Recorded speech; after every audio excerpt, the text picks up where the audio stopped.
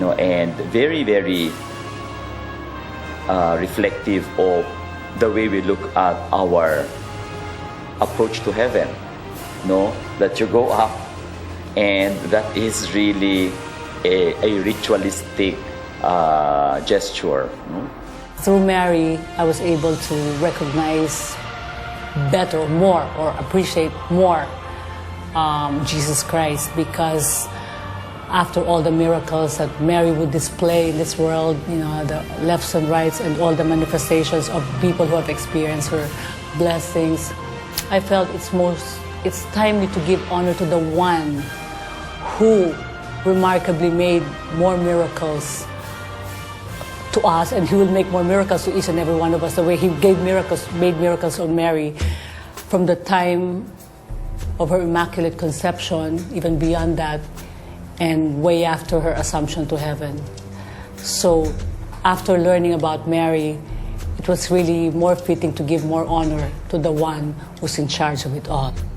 Naniniwala ako na one way or another, babalik at babalik tayo sa Panginoon.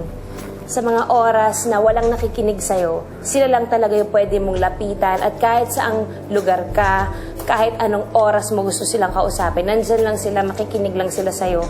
Hindi mo nga lang makukuha agad-agad yung sagot na gusto mo, kasi itinetest din nila yung patience mo sa buhay, patience mo sa pakikisama sa mga tao, at saka kung hanggang saan mo kakayaning dalahin yung problema mo.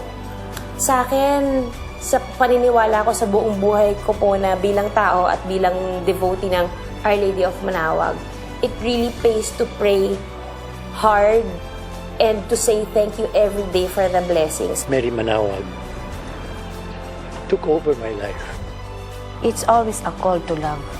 For me, when you say always a call to love, an opportunity for us to love. We are given opportunity to respond to that call. The call to love. In whatever profession you are into, whatever lifestyle you have, you are called to love. A pilgrimage is an important part of the spiritual life for Catholics.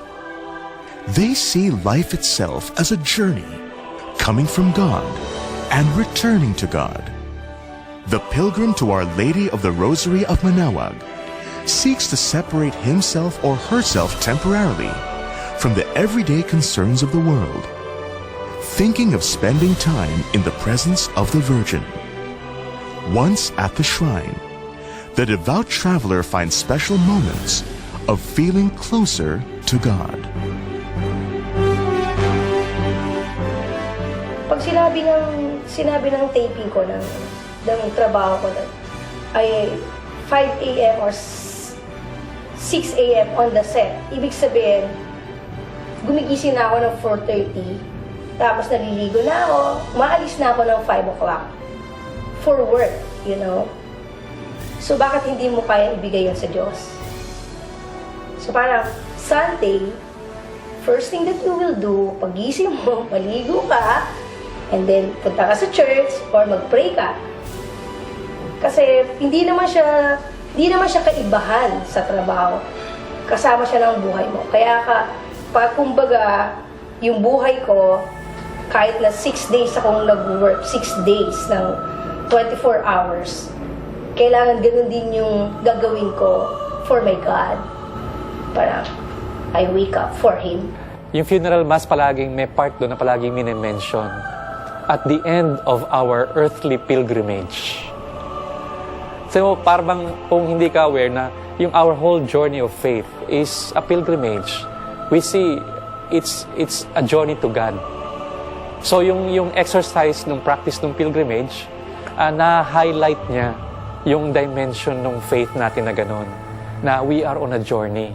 That all of us are in search or going on our way back to God.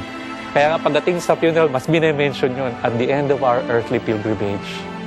Yan, sabi niya. Parang sinasabi doon, actually life is not ended, life is transformed. Mga ganyan. So, nasa consciousness talaga ng simbahan yung whole idea of pilgrimage. Yes, we are on our way to God. We are on a journey. So, we don't expect life to be perfect. In the journey, may inconveniences. A lot of things can happen. Parang that prepares us for any eventualities in life. At the same time, we never lose sight of where we are going. Kasi pilgrimage talaga is a spiritual activity. It's a religious activity. It directs our journey to God. Yung ugnayan natin kay Mary, Mary must lead us to action. So, maganda yun na Mary, action.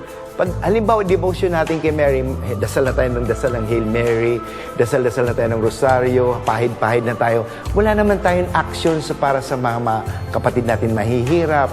So, wala naman tayong mga ibang personal lang. Selfish yun, di ba? So, dapat may reaction, may relasyon.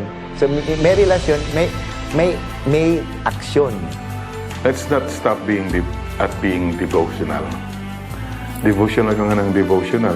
Emotional ka ng emotional. But your real life, you don't change. You don't become a better person. So what's that?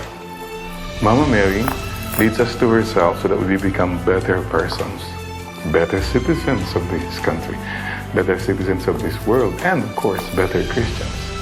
So our devotion should lead to life. Actual life and love in our lives. The Virgin of Manaoag is not only enshrined in